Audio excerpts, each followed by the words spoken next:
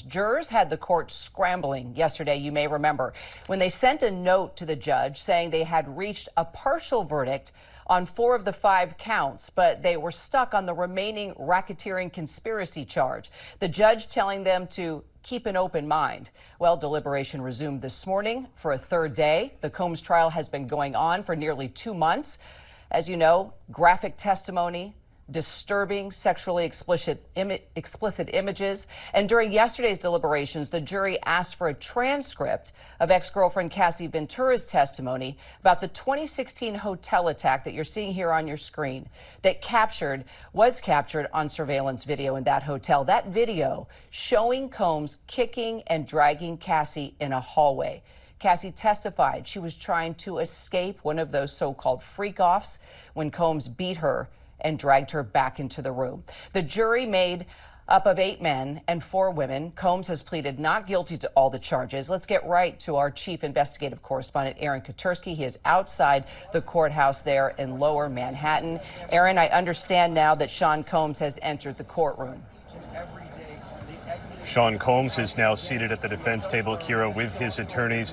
Judge Arun Subramanian has just taken the bench, instructing everyone in the courtroom to maintain decorum when the verdict is reached. It comes after about 14 hours of deliberations over 3 days, and it comes after the jury became stuck on the top charge of racketeering conspiracy, saying they had reached a unanimous verdict on 4 of 5 counts, sex trafficking and transportation for the purposes.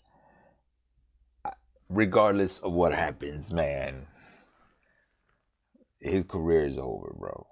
But he does have money. So he's got money out the yin yang. He's got the best team of lawyers that you can buy. The best. Of prostitution, but had become stuck when it came to the racketeering conspiracy charge. And it's a complicated charge because it required the jury to believe that Combs, if they were to convict, was the leader of a criminal enterprise who relied on his assistants and bodyguards and other employees to commit crimes with him. And there were 8 to choose from. The jury would have to find that Combs agreed to commit at least 2 of those 8 so-called predicate acts. But the judge at the time did not take a partial verdict. He instructed the jury to go back at it. It was too soon to give up. And here now, on the 3rd day of deliberations, after about 14 hours, Kira, the jury has reached a verdict. And Aaron, I understand that, as I'm being told now, the jury is entering the courtroom. Give us a little bit of color from. They got a massage therapist, a retired bank employee, an architect, a scientist, an investment. It sounds like the beginning of a joke. An investment analyst, retired home lineman, social work supervisor, a bank and logistics analyst, 4 women, deli clerk, nursing home employee, physician's assistant, and treatment coordinator. This is important. I think normally I'd be like, oh, you know, what does it matter? You know, but it is important in a case like this, I think, to have a, what is it, 8, 9, 10, 11, 12. They should have had 6 and 6, man. 6 women and 6 men. But they have people from all different walks of life here. That's what it looks. I'm not a lawyer. I don't know anything about law, but it looks like they got people from 6 different walks of life here. I mean, I'm sorry, from different walks of life. Just to kind of get different perspectives. Because imagine if you had all social workers, all like the social work supervisor, all social workers are normally going to focus one way. You know, a physician's assistant is going to, you know, they're all going to focus one. So they kind of grab people from all walks of life, different views, different things, which is a gift and a curse because it makes everything. It's good to have the diversity of views, and they're supposed to be, you know, open to hear everything and then make a final decision. Because if you did have, for example, all women, you kind of already know where it's going to go. If you have all men, you kind of already know where it can go. And I'm not saying that there's no women that are Diddy fans. I'm just saying because of the nature of the case and one of the main topics, if you have all women, it's pretty much clear. It's pretty much cut and dry that I would say 70% chance that it's going to go in a way of guilty for those charges at least. And for men, it could go, they could see it as something different, but which is why you gotta have men and women and different walks of life. But I don't know, man. Anyway, let's keep going. Early this morning, apparently Sean Combs was allowed a moment with his family. They prayed together. Tell us about that, Aaron. This was not the first time that Sean Combs has prayed in the courtroom. The judge was not on the bench. He asked the marshals for permission to speak with his family. There's an entire row in the gallery, the second row of the gallery reserved for Combs' family members, his mother, twin daughters and sons, all there, other family members in the courtroom as well. And he asked them to hold hands, bow their heads, and pray. And that's when Sean Combs asked for blessings for his family and also for the jury. That jury is now entering the courtroom, Kira. And I'm told the jury is seated now. Brian Buckmeyer, our legal contributor, I want to bring you in on this. I'm going to have you comment on that in just a second. But let's talk about the RICO charge, the toughest charge here, but would bring the strongest penalty, right? In a sense, yes. So with the racketeering conspiracy, it does have a possibility of a life sentence. The reason why I say in a sense is because the sex trafficking by force, fraud, or coercion, that sentencing guideline has a minimum of 15 years to life. So life is a possibility whether or not RICO is met. But I think with the RICO, there's an added issue as well as to automatic forfeiture, because when you are convicted of a RICO conspiracy, the government isn't just looking to incarcerate an individual who participates, or in this case is allegedly the head of that racketeering conspiracy, but also to dismantle that conspiracy or that RICO from a financial standpoint. So all the stuff we heard about Sean Combs' homes and his enterprise and the bank accounts that were used for the sex trafficking and transportation to engage in prostitution, if convicted of racketeering conspiracy, that can also be dismantled or taken by the federal government. And Brian, talk about some of the charges that were dropped. Ooh. Is it being read right now? Okay, let's go right into the courtroom. Charges that were all right. dropped. It is being read right now, I am told. Aaron, let's take it back to you as we are now hearing from the judge inside the courtroom. Mm-hmm. So the jury, Kira, had to fill out this form, which lists the charges, proven, not proven, the predicate crimes, and whether Sean Combs is not guilty or guilty. On count one, the racketeering conspiracy charge, Sean Combs has been found not guilty. Ooh, not guilty of racketeering conspiracy, perhaps the not guilty. That's probably the strongest one. Most complicated charge for the jury to understand. The count one had provided for a number of predicate acts, but the jury does not have to get into that because they have found Sean Combs not guilty of leading a criminal enterprise, not guilty of racketeering conspiracy. A lot they of will people now move gonna be to mad. The other four counts, two of them on sex trafficking and on, and we have not guilty now on count two, which was sex trafficking of Cassandra Ventura. Sean Combs has been found not guilty of sex trafficking when it comes to his former girlfriend, Cassie Ventura. There was a real debate that the jury heard over the course of the last 2 months about consent and coercion and the complications of deciding when an 11-year relationship between Combs and Cassie Ventura may have become a criminal one. And the jury decided it was not criminal sex trafficking when Sean Combs committed what his attorneys freely admitted was domestic abuse, as you saw in that video. He has been found not guilty now on racketeering conspiracy, not guilty on sex trafficking of Cassie Ventura. He has been found guilty on count three, transportation for the purposes of prostitution. He has also been found guilty on count five, transportation for the purposes of prostitution. These charges carry a maximum penalty of up to 10 years in prison, so we do have a split verdict. Sean Combs has been found not guilty of racketeering conspiracy, not guilty of sex trafficking Cassandra Ventura, but he has been found guilty on 2 counts of transportation for the purposes of prostitution. And we're waiting for one more count, the sex trafficking of Jane. And just now the jury has decided that Sean Combs is not guilty of sex trafficking his former girlfriend who testified under the pseudonym Jane. So the jury has now believed that the relationships that money helps. Money helps. He got money, bro. We know he got money. That's insane. That is insane. Sean Combs had with his former girlfriends Cassie Ventura and a woman who testified under the pseudonym Jane were not criminal, did not involve sex trafficking. All Sean Combs has been convicted of here is transportation for the purposes of prostitution.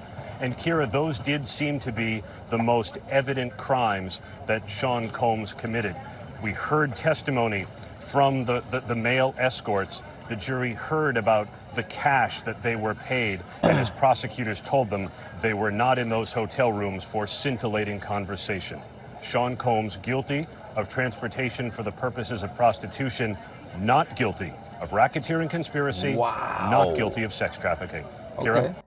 So why do I start things and never finish them? It's all due to something called law of sustainment. In psychology... All right, let's put this in perspective now that we know where Sean Combs has been found guilty and non-guilty. Let's put into perspective, Brian, on time he will serve.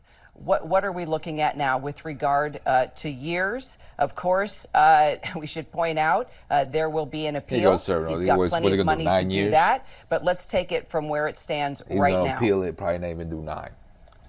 Kira, I'm still trying to wrap my mind around this. I'm not even sure if I would say there would be an appeal, because for Sean Combs and his defense team, this is a massive win. 3 of the counts that had a life sentence possibility are gone. When it comes to transportation to engage in prostitution, the minimum is nothing. There's a theoretical possibility that he walks out on probation. Now, do I think that's going to happen? No, but the max is 10 years. Even if you were to take both sentences, and he's not going to get 10 years, they're going to look at his criminal history, mitigating circumstances, aggravating circumstances, and I would assume that he gets somewhere in the middle ground, maybe like 3 to 5 years, 3 to 6 years, possible through that sentencing range for each count. Sean Combs going to trial where he was facing life and being able to walk out with something under 10 years, well under 10 years possibly, that is a victory. Will he appeal? Sure, that's his right to do so, but I don't see an appeal here. I think you take this as a win, you serve the few years that you may get, and you be happy that you didn't get life. I mean, he already served 1. So if they give him, like he said, 3, 5 years, whatever, what, they got 4 years, maybe 2 years? I'm somewhat shocked as to the trafficking for Cassie. I thought that might have been a stronger case for the government. I didn't think that they had the RICO, and I definitely didn't think they had the Jane trafficking, but this is, I think in only so many words, and I keep saying it, I think this is a positive result for Sean Combs and his team. I'm being told now Combs is hugging his lawyer at this very moment. Clearly, he's seeing it as you are seeing it as well. You know, we should point out, Brian, let's look at bigger picture here.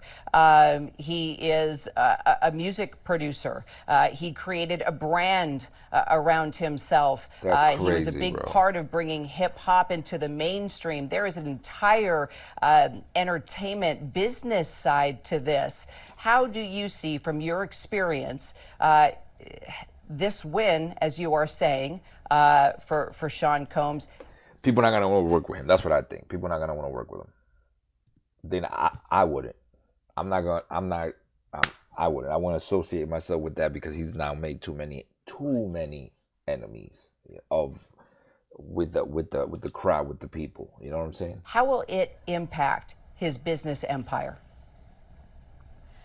I think, for lack of a better term, there was always going to be a blemish on Sean Combs' career. I think people are going to look at this in 2 different ways.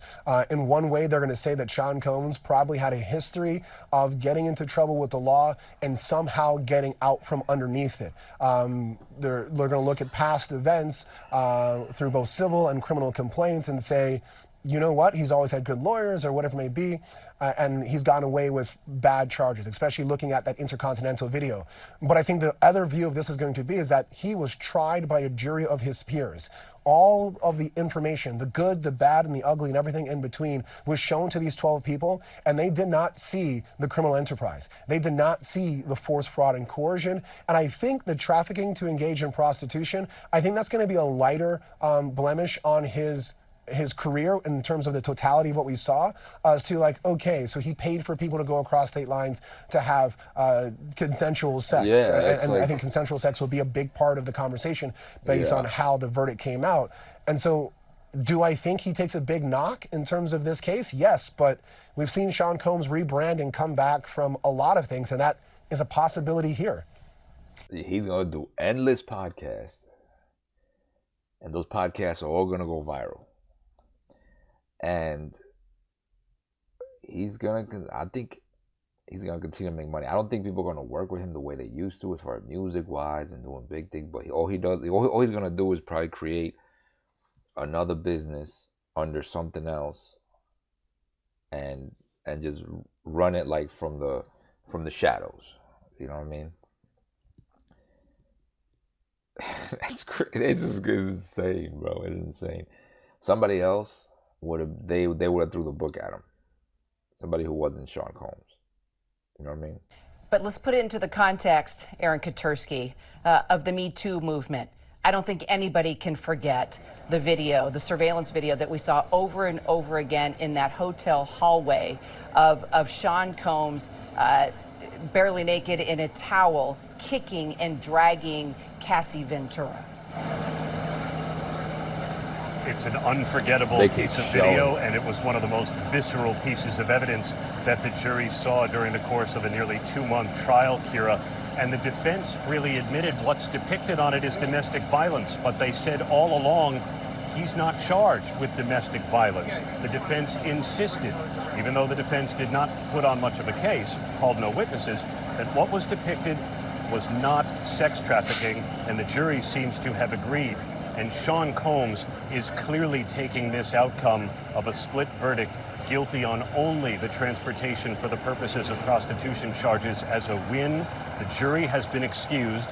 As the 8 men and 4 women stood to leave their seats, Sean Combs made praying hands in their direction and bowed his head slightly as if to say thank you.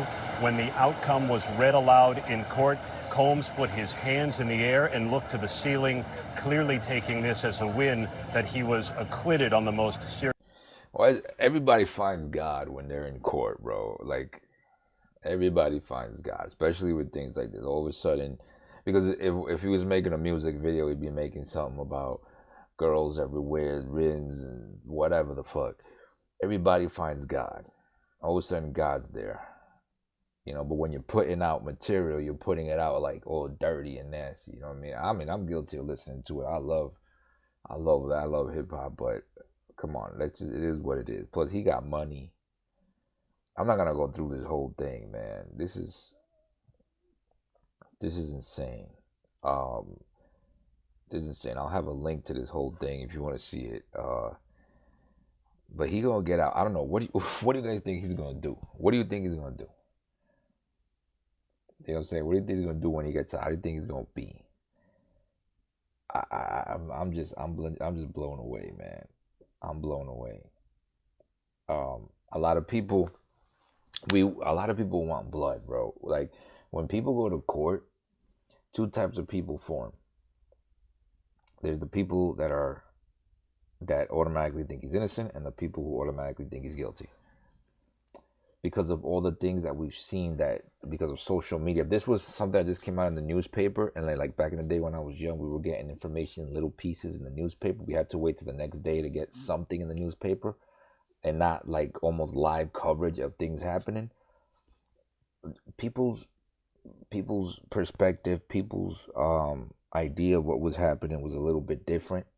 Half the people didn't care because they weren't reading the newspaper, but now everybody carries one of these, and the information gets to us fast.